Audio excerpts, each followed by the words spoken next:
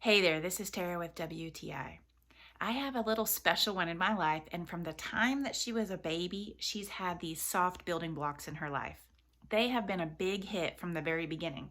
So when she was little, what was great about it is even though that she didn't know how to use the building blocks, they were really soft. It's made from this soft rubber type material so that it can easily go into the bathtub with them. And then as they grow, it teaches them essential skills. For example, the shapes. In order to put these blocks together, you have to match up not the numbers and the shapes to be able to put them together.